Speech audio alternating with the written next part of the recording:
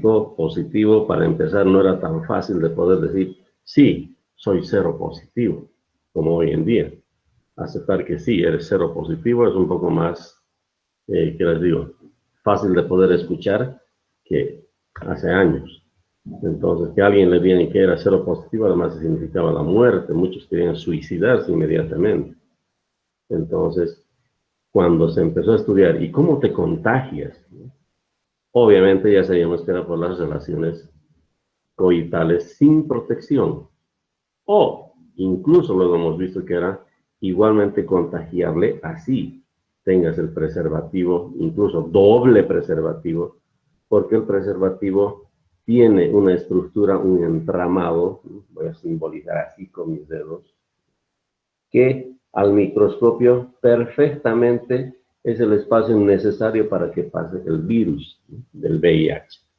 Por eso es que se dice que para el VIH, el profiláctico, el condón o el nombre que se le ponga, no sirve. Igualito traspasa esa membrana.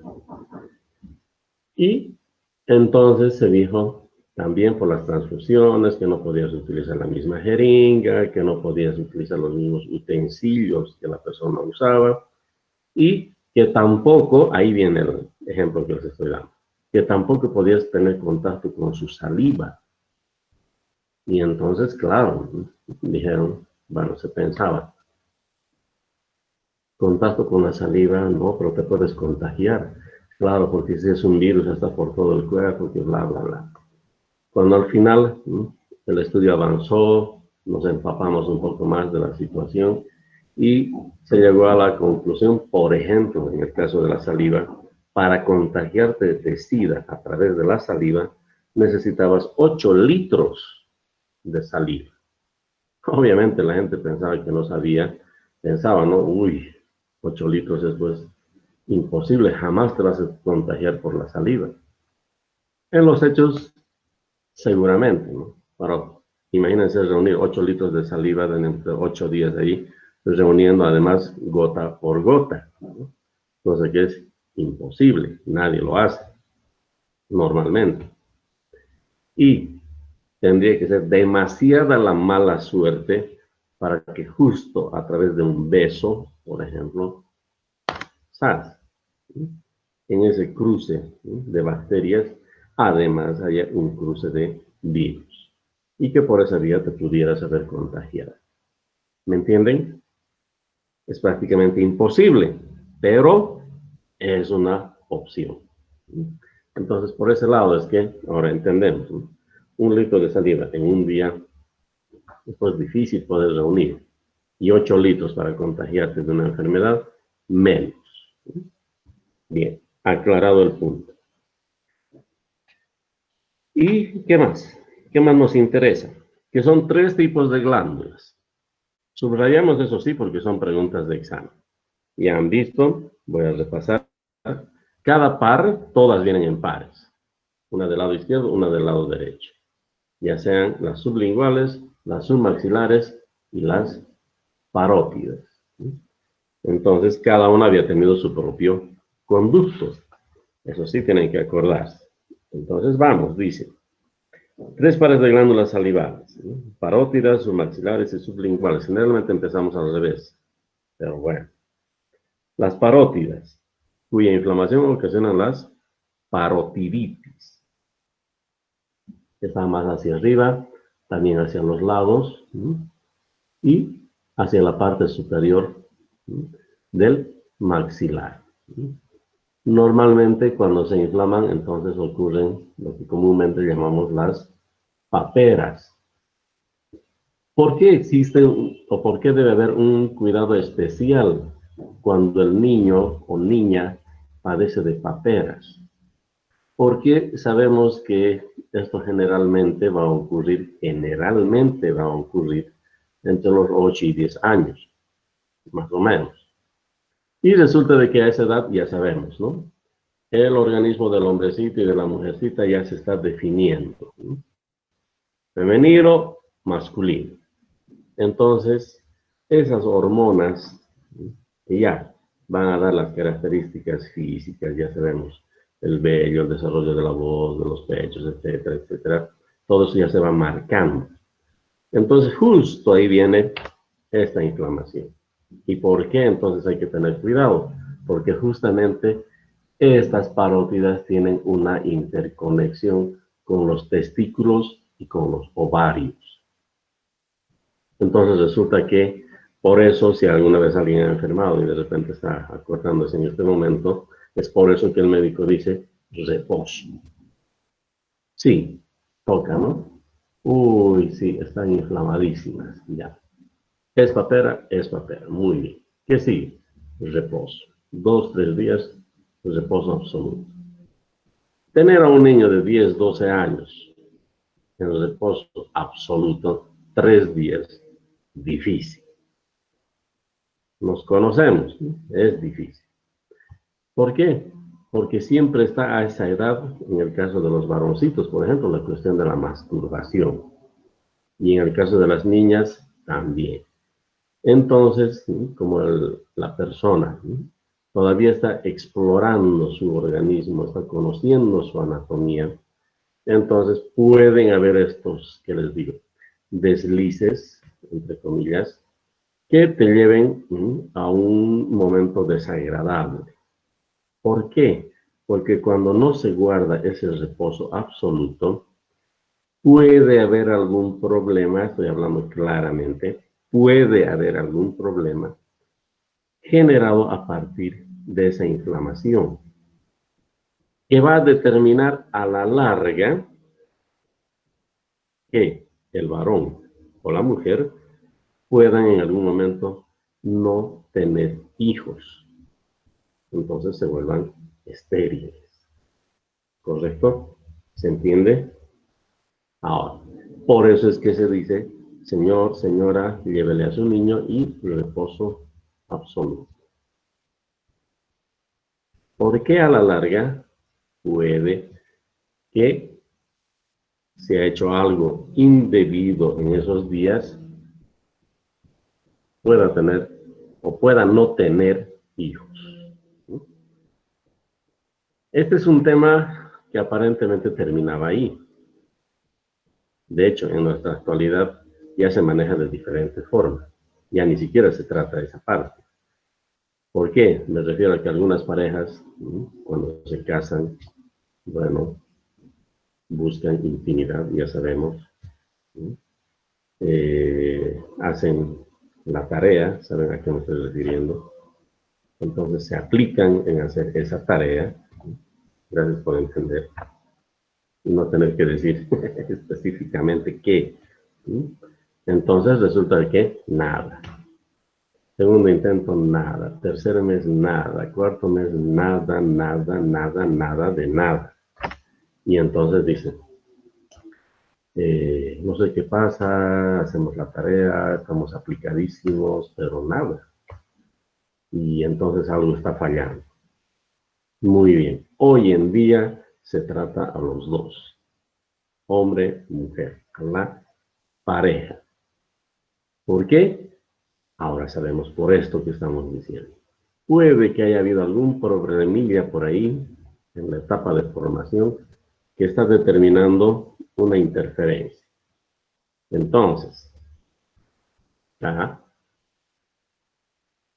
investigar más se dijo. ¿Qué sigue? En el caso de los varones, un espermograma.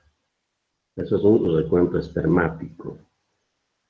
Se agarra la toma de muestra del líquido espermático, se hace un preparado en una cámara de Neubauer, ya se los voy a mostrar en algún momento, que es una camarita reticulada, quiere decir, está en cuadrícula, y se lleva al microscopio. Y por campo microscópico deben haber por lo menos, ¿no?, unos 50 espermatozoides. Entonces eso se observa y se anota, se observa, se anota, se observa y se anota. Se hace la suma total y sale el resultado. Aplicamos una formulita que nos va a arrojar mínimamente, tiene que arrojarnos mínimamente más de 50 millones. Muy bien, entonces el tipo es, digamos, normal. Él está bien. Entonces vamos a la mujer. En el caso de la mujer se ve si el ciclo es normal, si el sangrado no es demasiado, si viene con dolores, etcétera, etcétera. Muchos factores que ahora no nos interesa por el momento. Bien, entonces se hace el análisis, de pronto también los antecedentes, porque puede que la mamá tenga algún antecedente de estos, y se ve todos esos factores. Entonces puede ser que la mujer esté en este caso en el momento de incapacidad. Entonces se determina, ¿sí? En conclusión, quién de los dos es el que no está pudiendo tener la célula necesaria apta para la fecundación. Ese es el problema. Pero esto que les estoy contando es la parte bonita, ¿no? Porque esto ha sido mucho más terrible y mucho más dramático, especialmente en la sociedad sucrense, por ejemplo. Porque era un problema, por eso siempre digo, ¿no? Las queridas suegras, ¿no? Cuando no metían su cuchara. Decían, o las cuñadas también, ¿no? Nunca te quieren las cuñadas, no, mentira. Decían, se ríe esta Nicole y me hace reír a mí más. Y decían, entonces, ¿qué pasa? Es que tu mujer no sirve como si fuera un objeto. Así es. Y entonces muchos me van a dar la razón. ¿Y por qué se decía? Y ahí es donde surgió las famosas relaciones extramaritales. Ah, claro, si tu pareja no sirve, entonces, pero queremos tener un nieto. Y entonces la sociedad sucrense, ¿no? Que siempre pensaban que tenían una sangre azul, entonces decían, no, pero no importa el modo, nosotros nos vamos a hacer cargo, pero queremos tener un nieto. Aquí vamos a dejar todo lo que tenemos. Y entonces nacieron los niños del segundo parto y los niños del tercer parto. ¿Por qué? Porque los hijos del doctor o del señor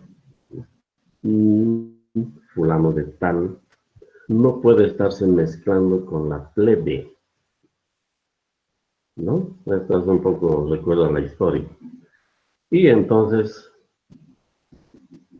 podían tener, como hasta hace algunos años, unos arreglos, ¿no? Entre familiares. ¿No? Es que se pues tu hijita con mi hijito. Así somos personas bien, ¿no? Y tenemos bienes, ¿no? Y la cosa va a ir bien. Entonces resultaba que se armaban de alguna manera las parejas y resulta que en muchos de los casos venían pues las famosas relaciones consanguíneas, ¿no? Resultaba que la pareja era primo, un primo lejano, ¿no? Y supuestamente lejano, pero finalmente primo. Entonces, ahora ya sabemos que por genética, eso es muy complicado de poder decir, aquí termina una historia y aquí termina otra historia. No. Entonces resultaba que en muchos de los casos nacían pues los niños con problemas genéticos. Y ahí esos son los que les decía, los niños del segundo parto.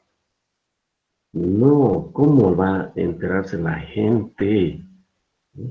Que el fulanito ha tenido un hijo que es medio loquito o que tiene un síndrome? No, entonces no hay que sacarle afuera. Y entonces les tenían encerrados. Ahí vienen los del segundo parto. ¿No? Y los del tercer parto, bueno, ya eran un poco más, digamos, no tan dramático, pero eran por los hijos con la sirvienta, los hijos que tenían con la mucama, etcétera, ¿no? Con el personal de servicio. Y imposible, pues, ¿cómo? ¿Qué va a decir la gente? Entonces, de esa manera, ¿no? Los tenían a un lado. Pero ¿y por qué? Pues lleva tal apellido. Ah, dice que esto es fuera de su matrimonio y cosas así, ¿no? Ahorita les cuento, pero todo esto que les estoy diciendo está relatado. De repente han leído. Esto está en la obra La Ilustre Ciudad. O sea que no me estoy inventando. Ahí está, ¿no? Y si han leído esta obra, entonces saben de qué estoy hablando. Sí, es la Ilustre Ciudad, la ciudad ilustre. Bueno, no por ahí. Entonces, se tenía pues ese mal, ¿cómo se llama? Ese mito falso, ¿no? De que uno de los dos podía no servir, ¿no? Como si fueran cosas. Y en muchos de los casos era él el que nos servía. Entonces era pues un golpe a la suegra, ¿no ve? Es decir, no, si aquí alguien no sirve, ha sido su hijo. Porque resulta que le hemos hecho el recuento espermático, claro, en esa época no había. Y de pronto el pobre tiene 2 o 3 espermatozoides locos girando por ahí, y lógico, no hacen ningún efecto. Y entonces golpe por golpe, ¿no? Pues como ellas se referían de esa manera, entonces también había que referirles de esa manera. Y eso ya no les gustaba. Entonces, felizmente, para bien de ellas, la ciencia ha ido avanzando y ahora tenemos estas técnicas para poder hacer un recuento y ver específicamente dónde radica el problema y tratar a partir de eso. Y si no resulta siempre ni con tarea, ni con doble tarea, ni con nada, entonces ahora hay inseminación artificial. Último caso. Bien. Pero satisfecha la guaguita, ¿no? Vamos. Entonces, glándulas parótidas, subrayamos su conducto de Stenone. Aclarada la figura. Es la más voluminosa, aunque esto no viene siendo algo determinante, pero si gustan pueden subrayar. Esto sí, la saliva es abundante y ayuda durante la masticación. Estamos con las parótidas. Las submaxilares. Ya sabemos que están a los lados. Si quieren le pueden aumentar ahí, ¿cito? Esta sí es pregunta de examen, son las que se activan cuando la persona se antoja algo. Por eso es que cuando nos antojamos algo comenzamos a salivar. ¿Y cuáles habían sido? Las submaxilares. Entonces mandan saliva a través del conducto de Wharton. Submaxilares, Wharton. Parótidas, Stenone. Cada una pesa 6 gramos, bla, bla, bla, bla, bla. Las sublinguales en el suelo de la boca, ya hemos visto esto cuando hemos hecho el gusto. Están a los lados del frenillo y son las que intervienen durante la masticación. Ahora sí, ¿entendido? Cuando la persona se antoja algo, se activan las submaxilares. Y cuando la persona está masticando algún alimento, estas se cortan y se activan las sublinguales, que además tienen 2 conductos. El de Rivinus y el de Bartolini. Bien. Nada más. Pasamos al hígado. Gabriel, ¿puede ser? Dale, Gabrielito, fuerte.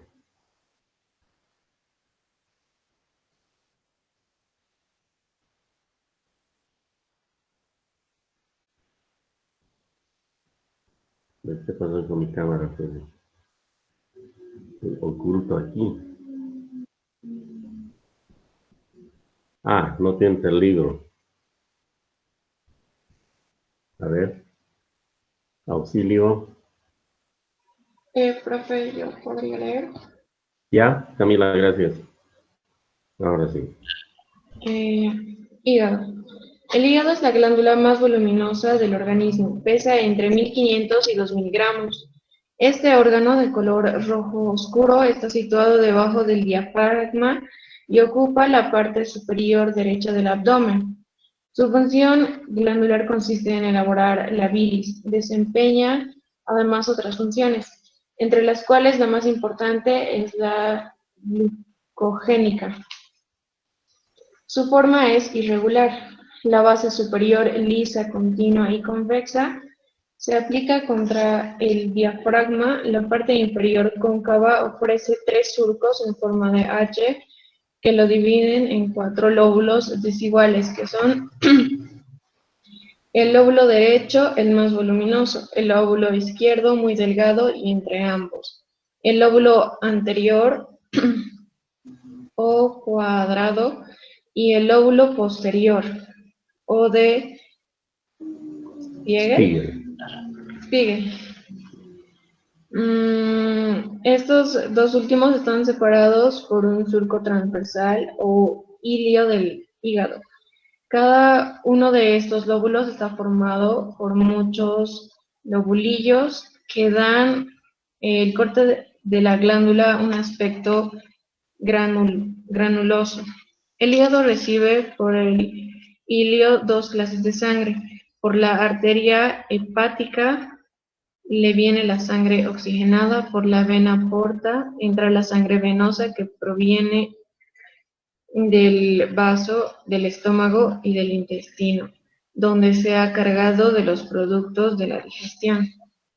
Toda la sangre que penetra en el hígado es recogida, en último término, por las venas suprahepáticas que desembocan en la vena cava inferior. Por el ilio sale el conducto hepático, es decir, el conducto excretor de la bilis. Después de un corto trayecto, este último conducto presenta una desviación, el conducto cístico, que desemboca en la vesícula biliar, situada en la cara inferior del hígado. El conducto hepático es el cístico y el cístico forman juntos el conducto colédoco, que desemboca en la ampolla de váter del duodeno, junto con el conducto pancreático. ¿Sigo, profe? Hasta ahí. Ya, este es un poquito más largo y vamos a hacerlo parte por parte. ¿Ya? Bien, entonces el hígado. ¿Qué es lo que vamos a ir subrayando? Vamos desde el principio. Es la glándula más voluminosa del organismo, pregunta de examen. Entonces, desde ahí, resalten. El hígado es la glándula más voluminosa y pesa 1500 gramos, no subrayen el 2000. Pesa 1500 gramos, nada más. Lo dejan en blanquito el 2000. El resto dice, bueno, es un órgano de color rojo oscuro situado por debajo del diafragma y ocupa la parte superior derecha del abdomen. Está en lo que se llama el hipocondrio derecho. Fíjense, el tórax. Ahorita estamos haciendo una descripción, digamos, en general, ¿ya? Luego, cuando pasemos a las diapositivas, esto va a ser mucho más fácil de entender. Entonces, se divide la parte anterior. Hola, estoy aquí. Se divide la parte anterior, una mitad, y esto se divide en dos. De manera que tenemos 2, 4, 6 espacios. ¿Correcto? Al medio corresponde el hígado. Y ese medio se llama hipocondrio derecho. Porque en el hipocondrio izquierdo está el páncreas. En el hipocondrio derecho está el hígado. ¿Qué más? ¿Alguna vez han visto el hígado? Bueno, todavía no hemos hecho reconocimiento de órganos. ¿Alguna vez han visto el hígado de la vaca? Correcto, ¿no es cierto? Lo que dice aquí es muy similar, ya sabemos. Es de un color café oscuro, marrón rojizo si quieren. Tiene un aspecto húmedo, si lo han visto fresco. Y si alguna vez han visto de repente en el mercado, cuando las señoras cortan el hígado, han debido ver que es una glándula maciza. Eso quiere decir que no es hueca, es macizo. Sí tiene unos pequeños conductillos, unos conductitos, pero esos son del mismo hígado. No es porque esté agujereado. Otra cosa es que a veces el hígado pueda en esos conductos tener algunos parásitos, y ahí sí vamos a encontrar una especie de gusanos. Pero esa es otra cosa que ahorita no estamos tocando eso. Bien, entonces ya no tenemos una idea de lo que es el aspecto, de lo que es el color. ¿Y por qué les decía que subrayamos 1500 de peso? Porque la pregunta de examen dice, es la glándula más voluminosa del organismo. Solo le gana al cerebro por 50 gramos. El cerebro pesa 1450 y entonces el hígado pesa 1500. Es la glándula, repito, más voluminosa que tenemos en el cuerpo humano. Bien. Su función, dice, además, es elaborar la bilis. Fíjense en este dibujito que está al frente, el 225. Es un hígado visto de atrás, ¿no? Entonces, fíjense, por favor, vayan junto conmigo. Hay un lóbulo, el que está en el lado derecho, si quieren pueden resaltarlo también. Y si se fijan comparando con el resto del dibujo, es correcto lo que dice. Es el más grande, es la porción más grande del hígado, el lóbulo derecho. En cambio, el lóbulo izquierdo es más delgadito. Ya nos fijamos ahí. Al medio, lo que está al medio, fíjense, el lóbulo posterior se llama posterior porque al estar así, viene estando atrás. Y lo que está abajo viene estando hacia adelante. Entonces, el lóbulo posterior tiene esa forma más o menos cuadrada y el de abajo forma una H. Pregunta de examen. Lo que tienen ahí dice, forma el hilio hepático. Es como una H a propósito del hígado. Un dato curioso dentro de la anatomía. Pero, ¿qué es esa H? No es nada más que una huella. Es como dos palitos paralelos y un cruzado. ¿Huella de qué? De esos vasos sanguíneos que se ven ahí. Están arterias y venas pasando por este sector. Y entonces es como que le dejan una marca al hígado. No es que el hígado tenga esa H, sino es una marca que le han dejado los vasos sanguíneos.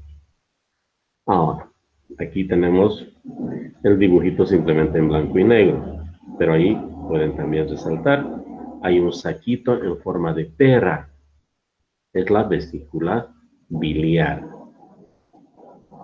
Dice, vamos a ver más adelante, es un saquito de forma periforme, ahí está, en forma de pera, de color verduzco. Hay una razón. ¿Se imaginan cuál es? ¿Por qué será de color verduzco? Esta bolsita, esta vesícula.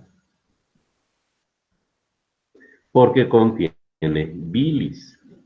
Y la bilis tiene un color amarillo verdoso. Hay algunas personas, especialmente más que otras, que son bastante renegonitas, como decimos, y fácilmente cuando renegan vomitan. Y a veces ese vómito, aún sin haber comido nada, digo, es de un color amarillento o verdoso. Entonces las personas dicen, he botado bilis. No. Porque se conoce por el color. ¿Correcto? Bien. Entonces, para terminar esta partecita, esta bolsita viene siendo como, a ver qué diríamos, para que no sea más fácil de entender, como su basurero del hígado. Porque resulta que este hígado, esta víscera, cumple muchísimas funciones. Hay en algunos libros más especializados, donde dice que cumple 300 funciones el hígado. Nosotros nos vamos a quedar con unas cuantas. Primero la que dice aquí, ¿no? Es el encargado de la glucogénesis. Eso quiere decir que genera el glucógeno.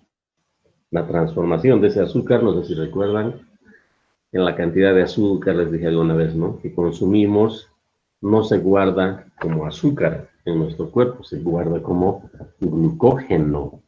Entonces, ¿quién se encarga de hacer esa transformación? Es el hígado. También el hígado es una especie de, como les digo, es como un órgano que cumple la función de una aduana, ¿sí? Para que me entiendan. ¿Por qué? Porque todo, absolutamente todo pasa por ahí.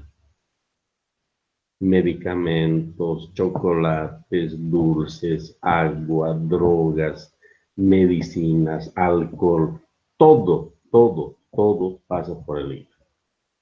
Entonces diríamos que esta es una aduana por donde se controla absolutamente todo. No es como otras que conocemos. Valga la comparación. Bien, y finalmente, por si les parece poco, además sirve de cementerio. ¿A quiénes? A los glóbulos rojos. Porque los glóbulos rojos viejitos llegan al hígado y ahí se mueren. Pero el hígado lo que hace, escuchen bien, el hígado lo que hace no es agarrar a todos los muertos, vengan, y ahora fuera. No. Lo que hace es desintegrar uno por uno, rescatar la hemoglobina y volver a enviar a los huesos largos para cuando estén ensamblando nuevos glóbulos rojos, puedan reutilizar esa hemoglobina. O sea que además recicla también. Lo que no sirve de esos cadáveres, ¿qué hace el hígado? Los deshace, los sintetiza, los hace tiras y los convierte en bilirrubina. O sea, se vuelve rubia, para que me entiendan. Y luego se vuelve verde, biliverdina. Y así manda a este basurerito, a la vesícula. Entonces, todo lo que el hígado hace de, digamos, de suciedad, de restos, de basura, manda a la vesícula.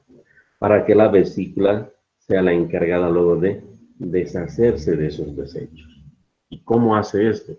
Ya dice aquí, tiene un conducto biliar, tiene un conducto hepático. O sea, por el conducto hepático va a llegar sangre al hígado. De ahí va a seleccionar todo lo que no sirve y el resto va a volver a la circulación.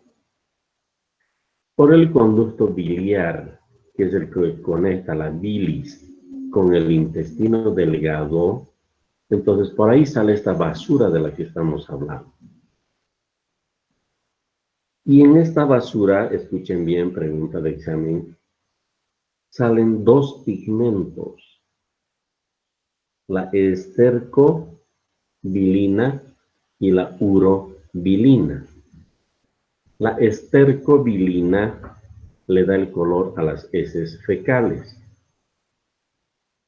Por eso es que nuestros desechos siempre tienen ese color café característico. Más oscuro, menos oscuro, simplemente depende de la cantidad de carne que consumimos. Nada más. Y la urobilina es el pigmento que le da el color a la orina. O sea que nuestra orina siempre va a tener ese color amarillo ámbar. Ese es su nombre propio. Amarillo ámbar. Más oscuro, generalmente la primera orina de la mañana. El resto de orinas del día son más claras porque ya hemos desayunado, ya hemos tomado agua, etcétera, etcétera, etcétera. Eso vamos a ver en otro aparato. ¿Correcto? Muy bien. Y finalmente nos vamos atrás. En la parte de atrás dice, el conducto hepático, esta es pregunta de examen, subrayan todito, todo el párrafo. Dice, el conducto hepático y el cístico, mientras subrayan se los leo, forman juntos el conducto colédoco, por eso está en negrito, que desemboca en la ampolla de Vater del duodeno, junto con el conducto pancreático. Repito, el conducto hepático está viniendo del hígado y el conducto cístico está viniendo de la vesícula. Se juntan y forman el conducto colédoco. El cístico y el hepático forman el colédoco. Y este conducto colédoco se conecta a la ampolla de Vater, que es una saliente que existe en el duodeno. Entonces ahí adentro va a desembocar ese jugo, esa bilis, ¿sí?, que está saliendo de la vesícula. Entonces, esto vamos a entender mejor cuando estemos hablando de la fisiología. Entonces, subrayado hasta ahí. Terminamos. Más bien continuamos. Leo. Estructura. El hígado está rodeado por un repliegue del peritoneo, debajo del cual se halla una membrana fibrosa, la cápsula de Gliso. No, nada, no se preocupen de esto. Esta cápsula emite ramificaciones que se internan en la masa de la glándula y se dividen en lobulillos hepáticos. Cada lobulillo es una masa de forma poliédrica y constituye la unidad anatómica y funcional del hígado, los hepatocitos. Recibe ramificaciones de la arteria hepática y de la vena porta, las cuales después de envolver al lobulillo emiten capilares radiales. Ahí está todo lo que es la estructura, que se dirigen al centro del mismo para echar su contenido en la vena intralobulillar, que allí se origina. El conjunto de estas originará las venas suprahepáticas. En un trayecto, los capilares se ponen en contacto con las células secretoras llamadas células hepáticas para nutrirlas y suministrarles los elementos de la secreción biliar y de la función glucogénica. Las células hepáticas son prismáticas, carecen de membrana y están provistas de un núcleo voluminoso que indica su gran actividad. Su citoplasma ofrece 3 granulaciones, pigmentos biliares o granulaciones amarillas, que le da a la bilis su coloración. Gotitas de grasa, que pueden ser muy abundantes en los animales cebados. Y granulaciones de glucógeno, almidón animal, que proviene de la deshidratación de la glucosa y permite al hígado producir glucosa, cuando la sangre no contiene la cantidad suficiente. La disposición de dichas células es radial, se apilan para formar pirámides, cuya base rectangular está en la periferia del lobulillo y cuyo vértice remata en el centro del mismo, en el que nace la vena intralobulillar. Los conductos biliares. La bilis no existe en la sangre. La bilis no existe en la sangre que llega al hígado, sino que las células hepáticas la elaboran a expensas de los elementos extraídos de la sangre. O sea que como los riñones forman la orina por los desechos celulares, el hígado también, ¿no? ¿Están viendo? Tiene unas estructuras anatómicas finitas que ayudan a limpiar la sangre. Entonces, tanto de los riñones como del hígado, la sangre ya limpiecita de residuos vuelve a la circulación. A tener en cuenta eso. A medida que es elaborada, la bilis se acumula en unas depresiones semicilíndricas que surcan las caras laterales de las mismas células hepáticas. Estas depresiones forman Unas células vecinas, los conductillos biliares que permiten que reuniéndose más bien unos con otros conducen la bilis en sentido radial. De este modo la bilis desemboca en los conductos interlobulares, los cuales anastomosándose, o sea, uniéndose, concluyen hacia el ilio para constituir un conducto colector único, un conducto hepático, por donde la bilis sale del hígado. Bien, ¿qué rescatamos de todo esto? Simplemente en cuanto a la estructura, esta partecita subrayen, a ver, síganme.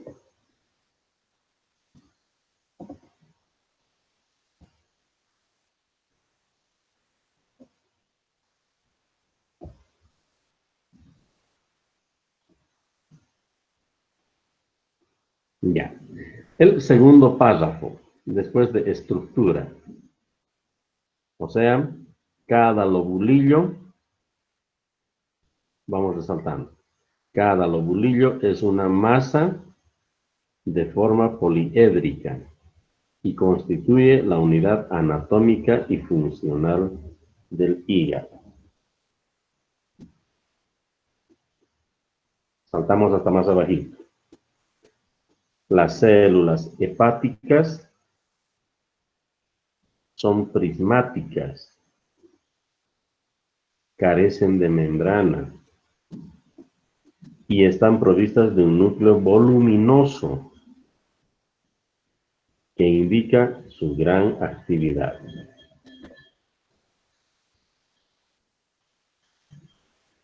Bien, nada más. Y terminamos con el páncreas. A ver.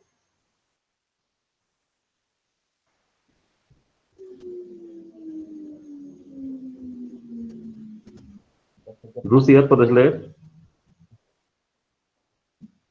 Está bien, profe. Páncreas.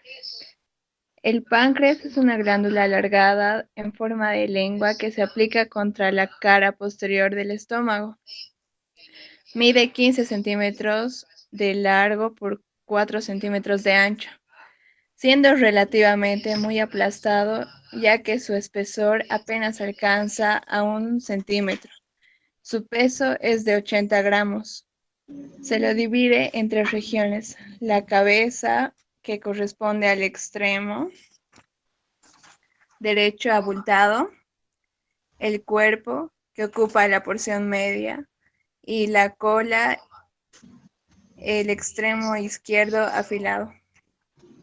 Está recorrido en toda su longitud por el conducto pancreático o de Wilson, que antes de llegar al intestino se une al conducto colédoco, que trae la bilis del hígado, y ambos se abren por un orificio distinto en el fondo de la ampolla de váter.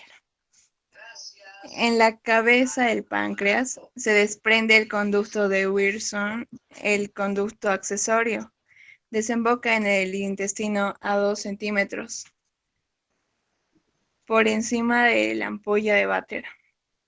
Histológicamente, el páncreas es como las glándulas salivales, una glándula arracimada.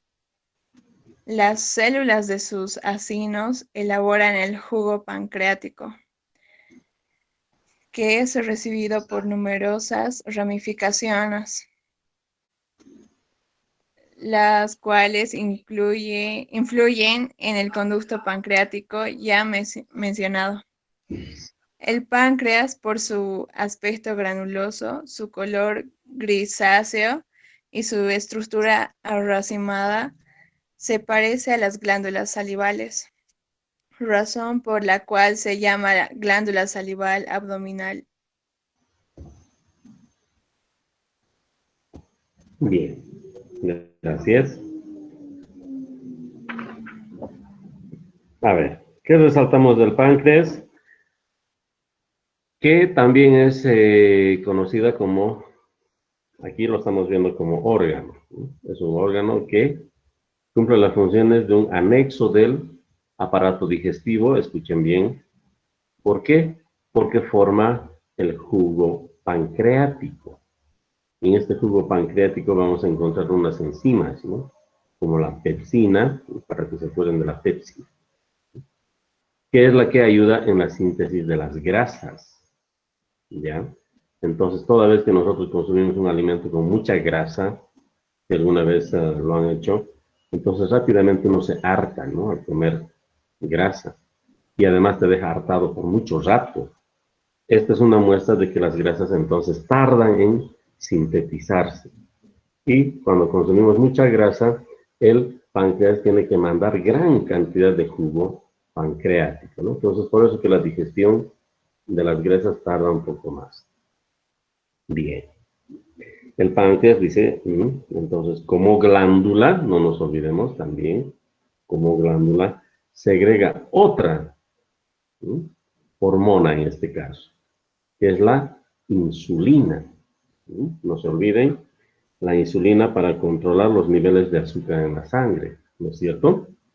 Esto es, cuando nosotros consumimos azúcar, rápidamente el páncreas tiene que formar insulina para controlar, para que esa glucosa no se dispare. Es por eso, les dije ya alguna vez, cuando hicimos un tema, me acuerdo el año pasado, dijimos, por eso es que no hay que comer a cada rato. Porque si cada rato comes algo, este páncreas no descansa nunca. Pero en algún momento comienza a fallar. Y es ahí donde comienza a surgir la diabetes. Bueno, ¿qué vamos a subrayar para nuestro libro? Desde el principio. El páncreas es una glándula alargada en forma de lengua, correcto. No creo que hayan visto en el caso de la vaca, ¿no? Es como les digo, es mucho más largo que el hígado en el caso de la vaca. Es como si fuera una lámina de carne, un corte de carne, como un bife, pero así largo. Y además la vaca tiene un color verde y está lleno de gránulos, lleno de bultitos, que son los islotes de Langerhans, que es donde se forma la insulina. Bueno, mide 15 centímetros, 4 de ancho y más que todo lo que nos interesa es la forma. En algunos libros dice tiene la forma de una coma. En otros libros dice tiene la forma de un cometa. Entonces ya les estoy indicando. En cualquiera de los casos tiene una cabeza, un cuerpo y una cola. Repito, tiene cabeza, un cuerpo y una cola. Aquí en nuestro gráfico de nuestro libro no se nota mucho eso, pero vamos a ver en la diapositiva. Y los vasos sanguíneos, obviamente, ¿no? Dice, todos van aportando al conducto pancreático, ¿no? Que es este conducto largo que cruza todo el páncreas, ¿no? Como si estuviera yendo recolectando de toda la glándula, de todo el órgano. Está su canal hepático, muestra una porción del duodeno, cómo es que se une a él. Muestra también a la vesícula para que vean cómo es que se une el conducto biliar con el conducto colédoco, más bien el cístico para formar el conducto colédoco y unirse a través de la ampolla de Vater. Muy bien, ¿qué más? En la cabeza del páncreas se destina el conducto de Wirsung, el conducto accesorio. Bien, no es más importante.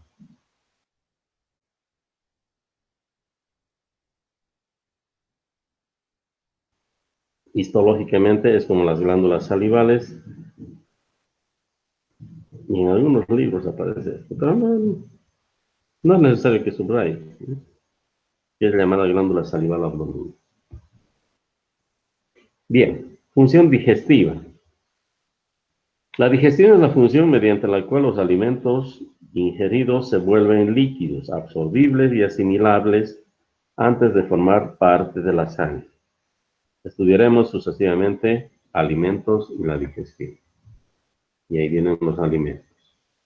Son sustancias que introducidas en el tubo digestivo mantienen en la vida suministrando los elementos necesarios para la reparación de tejidos y su crecimiento. Necesidad. Poniendo un animal sobre el platillo de una balanza, con una tara en el otro platillo, se observa que para conservar el equilibrio hay que disminuir continuamente la tara. En cuanto al organismo humano, diariamente pierde por las vías de eliminación, orina, sudor, respiración, etc., unos 2,5 litros de agua. 300 gramos de carbono combinado con el oxígeno bajo la forma de anhídrido carbónico, 20 gramos de nitrógeno proveniente de la descomposición de los albuminoides, o sea, de las proteínas, y 25 gramos de sales minerales. Esto normalmente. Entonces, para mantener el equilibrio funcional es necesario reparar estas pérdidas por medio de los alimentos, que se toman periódicamente. La necesidad de tomar alimentos se manifiesta por el hambre y la sed. El hambre en un principio, el hambre es una sensación más bien agradable y se confunde con el apetito. Pero cuando se tarda en satisfacerla, se vuelve dolorosa. El hambre, aunque parezca tener un asiento en el estómago, es una sensación general debida a una disminución de los elementos nutritivos de la sangre. Si lo usan, pueden subrayar. Sed. La sed es también una sensación general, producida por la pobreza en agua de la sangre o de los tejidos. Se manifiesta por la sequedad de la boca y de la garganta. Una hemorragia abundante origina la sensación de sed.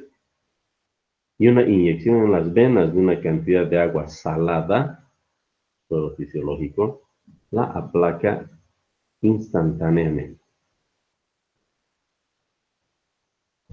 Dato interesante, no necesariamente aplicable. ¿Sí? Repito, una hemorragia, es más, si fuera abundante, origina sensación de sed. ¿Por qué nos daría sed? Porque estamos perdiendo mucha sangre y entonces ahí se pierde gran cantidad de agua. Esa viene siendo la explicación. Entonces, podemos, dice, invertir esto colocando una inyección en la vena con una cantidad de agua salada, o sea, de suero fisiológico. Pero en vez de poner la inyección, podemos directamente beber suero fisiológico. Y eso es más práctico y más rápido. Origen y composición de los alimentos. Esto ya hemos visto en un tema anterior, cuando hemos hecho citoquímica. Pero aquí está el resumen.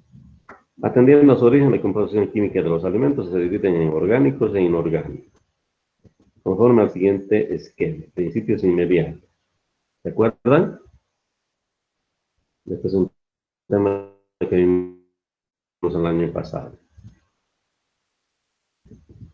Se llaman principios inmediatos porque inmediatamente que ingresan en el organismo causan una reacción. ¿Cuáles son? Los orgánicos, si recuerdan, carbohidratos, lípidos, proteínas, vitaminas. Los inorgánicos son el agua y las sales minerales. Los orgánicos son los alimentos de origen vegetal y animal, vale decir que directa o indirectamente proceden de seres orgánicos. Químicamente se caracterizan por estar compuestos de carbono. Se los subdivide en glúcidos, lípidos y prótidos. Glúcidos o hidratos de carbono son alimentos ternarios, es decir, compuestos de 3 elementos, carbono, hidrógeno y oxígeno, CHO, de los cuales los dos últimos están en la misma proporción que para formar el agua. De ahí el nombre de hidrato, con el que también se los conoce. Estas sustancias son principalmente de origen vegetal y comprenden varias clases de azúcares: glucosa, lebulosa, sacarosa, lactosa. A no ser que quieran subrayar, pero esto ya hemos visto en un tema anterior. Punto 2, los amiláceos, ¿no? O féculas, cuya composición química es el almidón. Ahí está, carbono 6, hidrógeno 10, oxígeno 5. Se los encuentra en distintas semillas como el trigo, maíz, arroz, porotos, etc. y asimismo en la papa. Lípidos, alimentos ternarios también. Cho, que contienen carbono menos oxígeno que los glúcidos. En consecuencia, su combustión produce más calor que los hidratos de carbono, razón por la cual constituyen el principal alimento calorífico del organismo. Pueden ser de origen animal, como las grasas, la manteca, y de origen vegetal, como los aceites. Las proteínas son sustancias orgánicas, cuaternarias, en este caso ya es chon. Además pueden contener cierta proporción de azufre, fósforo, hierro, etc. Como las sustancias albuminoides constituyen la parte fundamental del protoplasma celular, los prótidos, verdadero material de repuesto para las células, resultan un alimento imprescindible para la vida de los organismos. Entre los prótidos de origen animal, que son la mayoría, podemos decir albúminas, clara de huevo; caseína, de la leche; musculina o miosina, de los músculos; fibrina, de la sangre; gelatina, de los huesos y cartílagos. Entre los prótidos de origen vegetal figuran las legúminas, en las legumbres, porotos, arvejas, etc. El gluten, harina de trigo, es una sustancia que queda de la pasta cuando un chorro de agua se ha llevado el almidón. Digamos de paso, que causa mucha sensibilidad a muchas personas, ¿no? Y de pronto tienen constantemente problemas estomacales y a veces se asocia a cualquier otro problema menos a una intolerancia al gluten.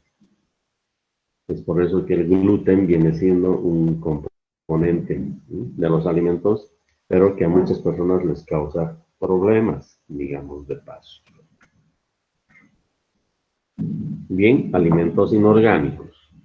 Son los alimentos de origen mineral, como el agua y las sales. No sufren ninguna transformación en el aparato digestivo. El agua es un elemento indispensable para el organismo, pues constituye el 70% del protoplasma celular. Además, todos los líquidos orgánicos, sangre y linfa, tienen como base el agua salada, y todas las células viven en este medio. Lo que hacía decir a Claude Bernard que todos los seres vivos son acuáticos.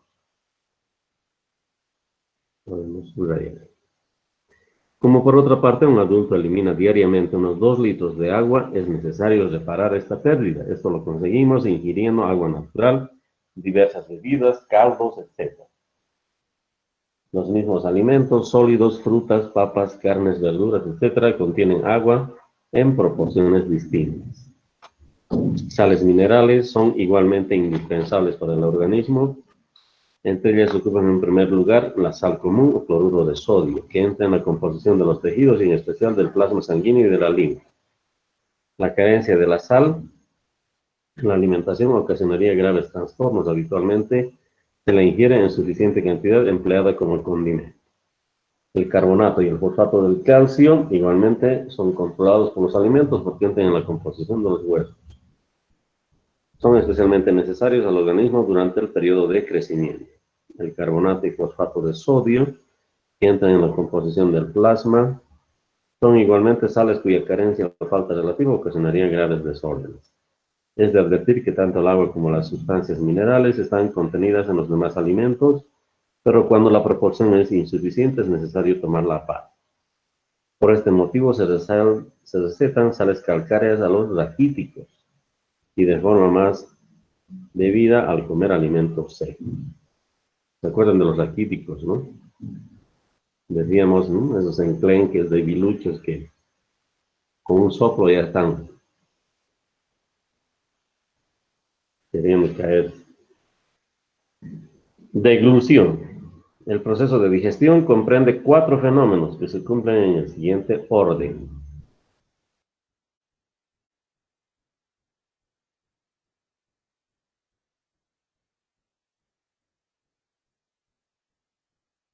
Profe, su micrófono.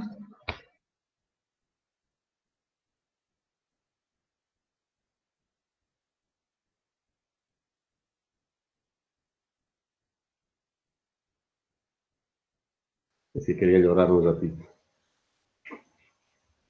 No, me estaba limpiando la nariz.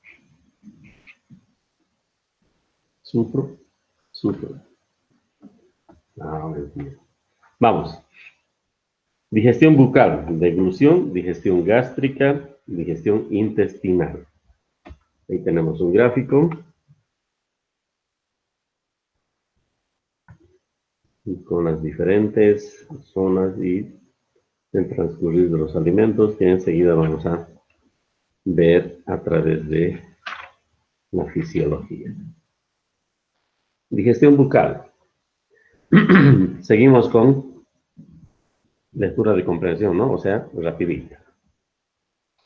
Al ser introducidos los alimentos en la boca, comienza la primera parte de la digestión, o sea, digestión bucal. Los fenómenos que en ella se desarrollan son de dos clases, mecánico y químico. ¿Qué es la digestión mecánica? ¿Recuerdan? ¿Qué te ha pasado, Lucia? ¿Estás congelada?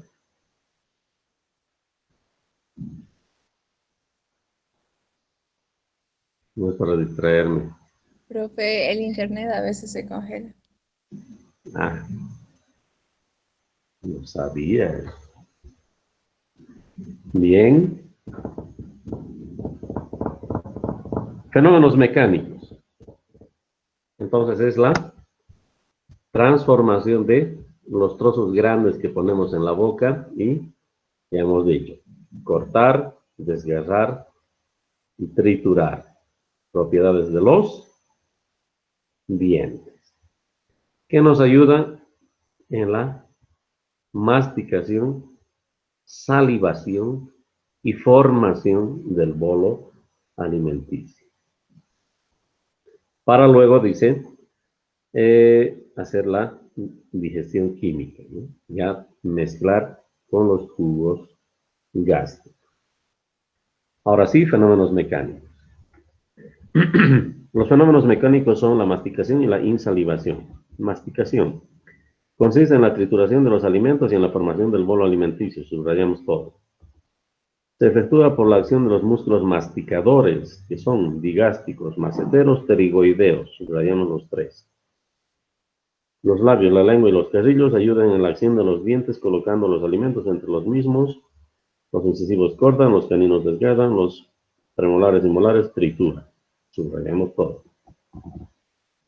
La saliva que fluye abundante impregna y envuelve los alimentos. La acción combinada de la lengua y los carrillos forma con cada bocado un bolo alimenticio. Es de suma importancia, dice Gautier, que los alimentos sean bien masticados para que los jugos digestivos puedan obrar pronto y bien. Los alimentos vegetales exigen una masticación más completa que los de origen animal, por lo que los jugos digestivos no los pueden atacar fácilmente. Numerosos trastornos del aparato digestivo, como la dispepsia, sobrevienen con frecuencia en las personas que no mastican completamente los alimentos. Ojo. Luego, es muy importante no tragar ávidamente los alimentos, so pena de exponerse a malas digestiones. Entonces, no hay que devorar, sino que hay que masticar. Y esto, a propósito, enlazamos cuando decimos, ahora entendemos que el almuerzo debe ser la comida muy tranquila, masticar bien, lo que muchas veces utilizamos, ¿no? Para preguntar, a ver, Camilita, ¿cómo te ha ido? A ver, Nicole, contame qué has hecho en el colegio. A ver, Camila, dime qué han avanzado en biología. Y entonces, no. Tendríamos que estar concentrados en los alimentos, pero ya también estaríamos comiendo como mudos, como extraños. Entonces se entiende que entre bocado y bocado, sí, podemos hacer un descanso. Pero esas 25 a 30 masticaciones normalmente tendrían que hacer, dice ahí, ¿no? Gautier, que el bolo sea bien finito para que así sea más fácilmente asimilable. Pero ¿qué ocurre? ¿No? Vámonos como siempre a la práctica. Ahora están tranquilos. ¿No? Ya cuando estén en la U, clases hasta la 1 de la tarde y clases otra vez a las 2. Pues van a la casa, devoran su almuercito, otra vez para afuera, media vuelta. Por eso es que decimos que a la casa vamos de visita nomás.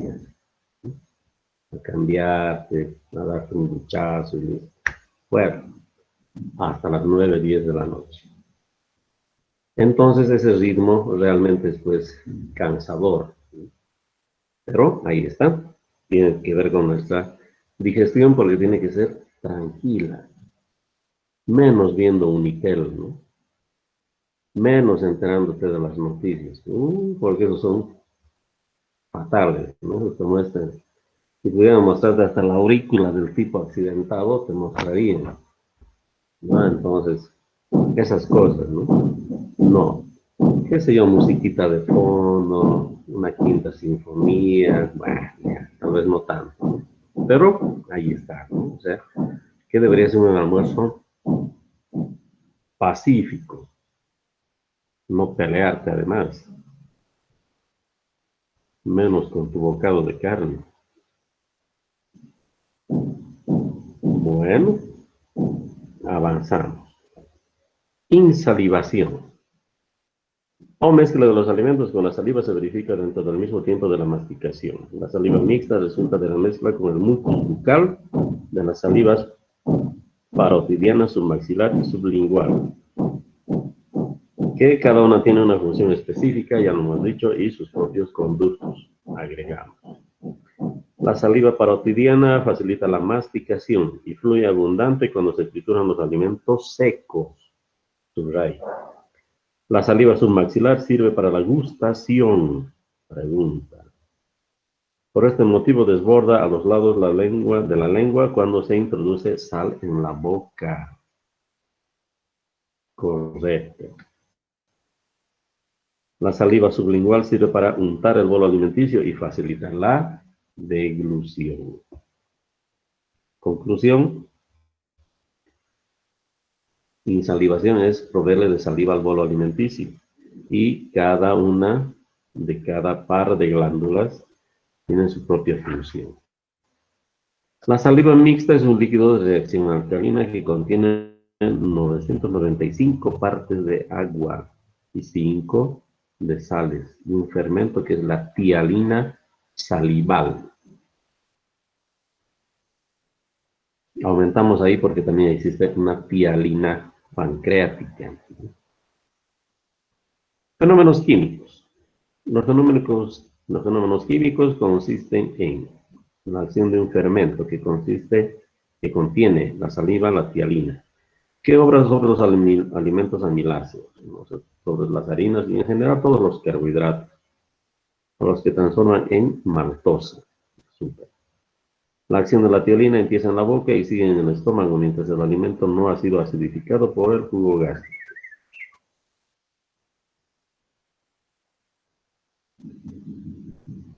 Si el almidón es cocido, la transformación es más rápida. La acción de la tialina puede percibirse experimentalmente, más bien. Mastíquese bien un bocado de pan, 50% de almidón, y consérvelo en la boca. Al poco tiempo se percibirá un gusto algo azucarado. Esto si alguna vez lo han hecho, ¿no? Un trozo de pan en la boca.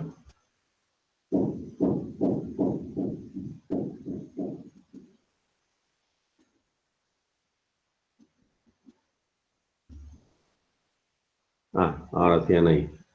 Entonces, gracias por atender. Entonces, mastican un poquito y dejan ahí. Ahora sí se congelan.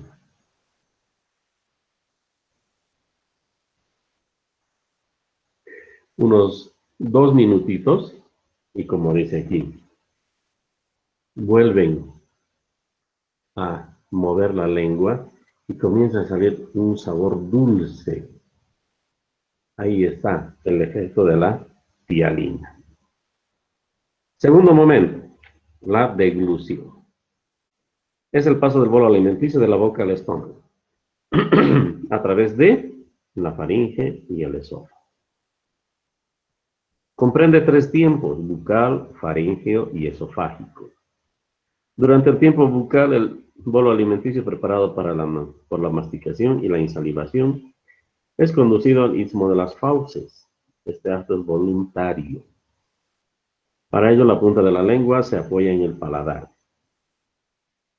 para deglutir y empuja el bolo alimenticio hacia la faringe, obligando a franquear el istmo de las fauces, ¿no? O sea que este istmo se termine de abrir y se cierre a continuación.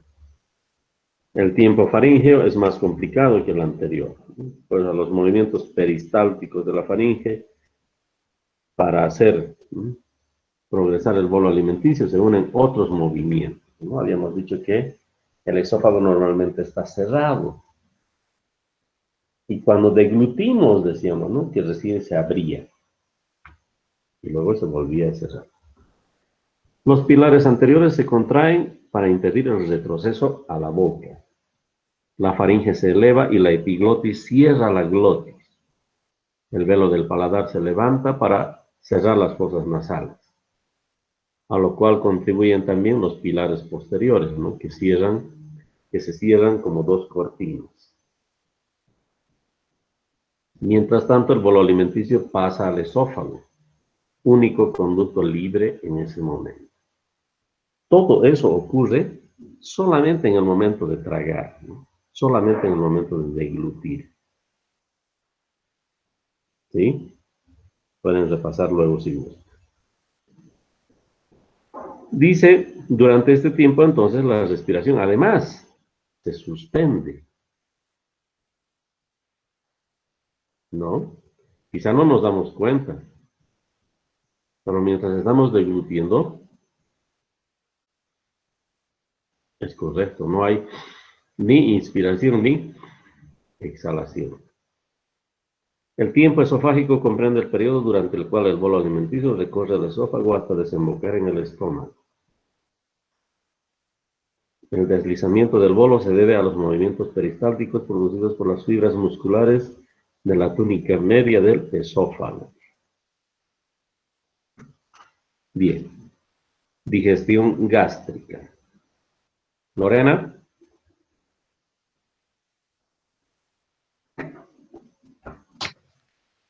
Digestión gástrica, profe.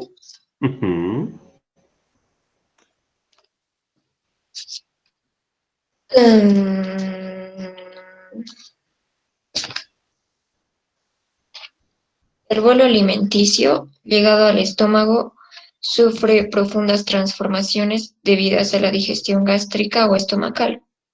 Esta comprende igualmente dos clases de fenómenos, mecánicos y químicos. Fenómenos mecánicos. Los fenómenos mecánicos de la digestión gástrica son los movimientos del estómago. Al llegar al estómago, merced a la contracción de los músculos longitudinales, circulares y oblicuos, los alimentos van del cardias, el píloro, frotando las paredes para mezclarse con el jugo gástrico y vuelven al cardias por el centro de la masa. El primero de estos movimientos se llama peristáltico y su inverso antiperistáltico. El tiempo de permanencia de los alimentos en el estómago varía de 1 a 6 horas y depende de varios factores: masticación, procedimientos culinarios, digestibilidad. A medida que se procede la digestión gástrica, las contracciones del estómago exprimen la parte fluida, quimo, hacia el píloro, el cual se abre y se cierra rítmicamente al empuje de cada onda de contracción, pasando el quimo al duodeno, por pequeñas porciones según la calidad de los alimentos, según veremos a continuación. El paso del quimo al intestino se verifica por fracciones. Primero, el agua y el caldo pasan enseguida. Segundo, la mayor parte de los hidratos de carbono glúcidos pasan al cabo de 1 hora. Tercero, los alimentos albuminoides, prótidos, tardan 2 horas. Cuarto, las materias indigestas, las grasas, por ejemplo, lípidos, permanecen en el estómago unas 5 horas. Vómito. El vómito es la expulsión súbita del contenido estomacal por la boca. Es debido a la comprensión enérgica de las paredes del estómago. En este acto intervienen simultáneamente la contracción del diafragma y de los músculos abdominales y violentos movimientos antiperistálticos. El vómito puede ser provocado excitando la mucosa bucal con las barbas de una pluma o con los dedos, o bien ingiriendo alguna sustancia vomitiva, como por ejemplo extracto de ipecacuana. Fenómenos químicos. Los fenómenos químicos de la digestión gástrica reciben el nombre de quimificación, debido a que en el estómago los alimentos son reducidos a un líquido espeso, mezcla de los productos de la digestión gástrica con las sustancias todavía sin digerir, que recibe el nombre de quimo. La quimificación se produce en el estómago debido a la acción del jugo gástrico. Hasta ahí está bien, Lorena, gracias. Estamos ya terminando nuestro tiempo. Y les voy a pedir que para mañana, por favor, lean. Está todo relacionado, lógicamente, a lo que es la digestión, fermentación, fermentos. Hay un trabajo práctico, no van a tomar en cuenta. Me estoy refiriendo a que van a leer de la 267 a la 284.